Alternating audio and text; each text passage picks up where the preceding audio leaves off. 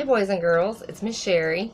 I apologize for last week. I said, I think I sent the letter Z papers home in the first packet, and I did not know that I did that. And I should have done the letter Z with you guys. Oh, this mess up. Should have done the letter Z last week, but I did not remember which papers I sent. So we're going to go over the letter Z today. This is Z, zebra. And the way you're going to do your letter Z, you're going to go across, down, and back. And the easiest way to remember that is just do a number 7. Straight across, slide down from heaven. That's the way to make a 7. And then just kick his legs back. So a 7, and then kick those legs back. And a Z is a consonant letter. Z says Z, Z, Z for Z, zebra. And 0, zigzag, zipper, and zoo. Okay, so you guys can practice doing zigzag lines. If you have parents, if you sew and you have a collection of zippers, I glued some on a board and just had the kids just practice zipping up and down, because sometimes kids do have trouble zipping up their pants. So that's just an easy way for them to practice that. To get, to Z is for zipper. I think there are some zoos that are doing like a virtual thing.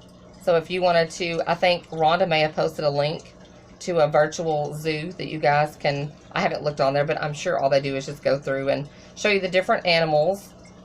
You guys, if you have like little farm animals or zoo animals, make a little zoo out of the animals that you have. Practice your Z's. Practice making zeros and zigzag lines. Pretend you're at the zoo. You're a zookeeper. Some fun things you could do.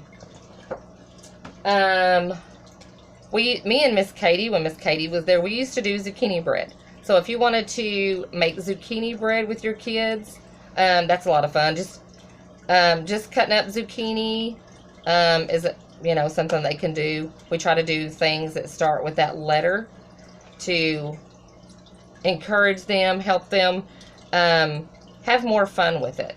And so what I was going to say is, you don't have to just sit down with your child and do, paper or pencil type things. They learn more by doing hands-on things. I'll give you an example. Like when we do the letter B, we try to make butter. That's something they can do.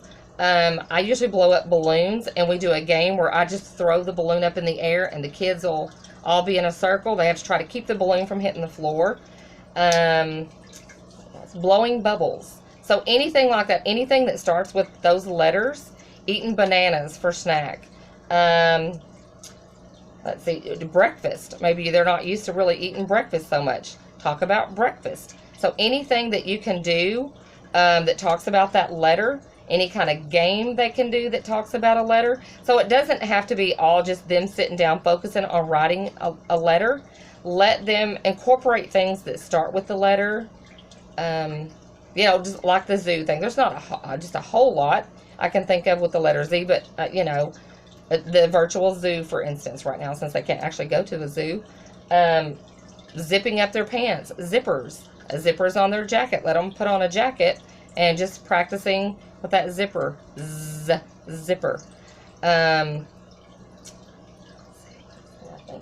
Zigzag. Making zigzag lines. Maybe you could do a maze or something in the house where you maybe put duct tape or something on the floor and a zigzag line and something, just anything like that they can do. But it doesn't always have to be them sitting at the table, because they're gonna get tired of that. It's not gonna be fun for them. They will learn letters more and the sounds more by incorporating different games and things that start with the letters. So that's that for the letter Z. And boys and girls, I know you guys were really, really good with the patterns that we were doing. So let me start out with the easy one. When I said that, I don't have that card here. This is the easy one. These patterns, remember, you follow the order. There's yellow, red, green. Yellow, red, green. Yellow, red, and then what would go next would be green. And so this pattern would be A, B, C. A, B, C. A, B, C. That's your A, B, C pattern. You guys knew that one. It's the same one. Okay, this one, we've got green, blue, green, blue, green, blue. What would go next would be green. So that's your A, B, A, B, A, B pattern. And parents, you can make patterns out of anything. In fact, something that I sent home, and I'll show you in just a second what I'm talking about. Okay, this one. We've got 2 blue bears, 2 yellow bears, but there's only 1 blue bear here. So that means, because there was 2 here, 2 blue ones, we only have 1 blue one here. We need to put what? We need 1 more blue one. So then we would have 2 blue bears, 2 yellow bears, 2 blue bears, and that would be 2 yellow bears again. And that pattern would be A, B, B.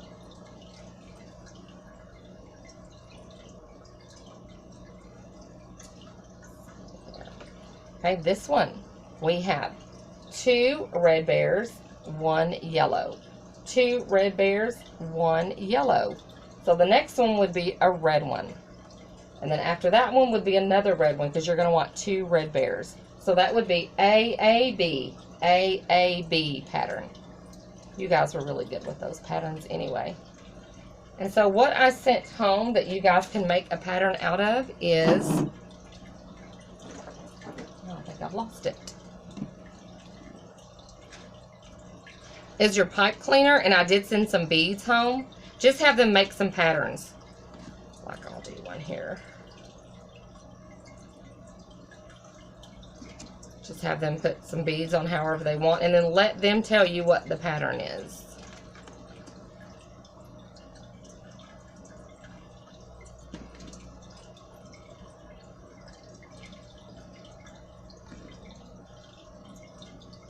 So here's mine. So I've got a circle. We'll call that a little cylinder. A circle, a cylinder, a little circle. So I would need what next? A little cylinder. And that pattern would be A, B, A, B, A, and then we would need another B right here for that. So that's one of the things that you can do with the pipe cleaner and the beads. I put other beads in there. They can make a little bracelet. Also, what you can do is, with your pipe cleaner, and I usually use just painter's tape, just make like a little flag at the top, put like a number on it, like say the number 4.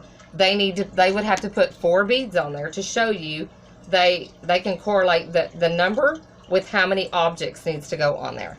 So that's another thing that they can do with numbers. I gave you guys some popsicle sticks, and what you can do with that, this is a game. If you have clothespins at home, like 1, 2, 3, 4. You notice number 5 is missing. So they would have to find the missing number. And what you would do is you would put the numbers on the clothespins. So they would just clip it right there. There's the number 5. 1, 2, 3, 4, 5, 6, 7, 8, 9, 10. And you can always use the other side of the popsicle stick. This one here. They'll pretty much know there is a number missing there. When we count, you say, when we count to 10, what's the very first number that we start with? And they should be able to tell you number 1. And they just put in those numbers in order, 1 to 10. And like I said, you can use the back side of it too. I think I tried to give you guys 4 or 5 different ones. Another thing you can do, I don't have any tape that I could show you guys on here how to do what I'm talking about exactly. But just take a paper plate and a marker. And this is just a little post-it right here that I put an addition sign, because we were doing addition problems. I didn't really focus so much on subtraction. They were getting this down really, really well. But what you could do is, if you have buttons, paper clips, clothespins, Fruit Loops would be a good one. Fruit Loops, Cheerios. Like you could tell them to put three of whatever they have, Cheerios, Fruit Loops, buttons on this side. Plus, we're gonna add 2 on this side. So 3 plus 2 is how many all together. And then they would have to put like 5 Cheerios, 5 Fruit Loops, 5 buttons down here to show you 3 plus 2 more all together. And then they would just put like 5 or whatever that is. Another thing that I did, I had pom-pom balls, and I would just throw them all over the floor and give the kids a clothespin or little tongs, and they would I would say, okay, like say the number was 7. I would say, I need you guys to get 7 pom-pom balls, only 7. And so they might get 6, okay? And so they might be stumped. Just say, okay, let's count them. We have 6, but we need 7. So how many more pom-pom balls do we need to equal up to 7? And most of them can tell you 1 more. They might get 10. Say, okay, we need 7, so let's count. How many do you have? They might count, they have 10. Say, okay, but we only need 7. So let them count out 7, and then say, and we have these left over. So we would need to put those 3 back because we only need 7, and you got 10. So we need to take 3 away. So that's the way that you can subtract that way. Let's see what else. I'm going to send, this is the 100 chart. Boys and girls, let's go ahead and count to 30, and we'll just end it on that one, but I know you guys can count to 100. 1, 2, 3, 4, 5, 6, 7, 8, 9, 10, 11, 12, 13, 14, 15, 16, 17, 18, 19, 20, 21, 22, 23, 24, 25, 26, 27, 28, 29, and 30. And you guys will get this next week.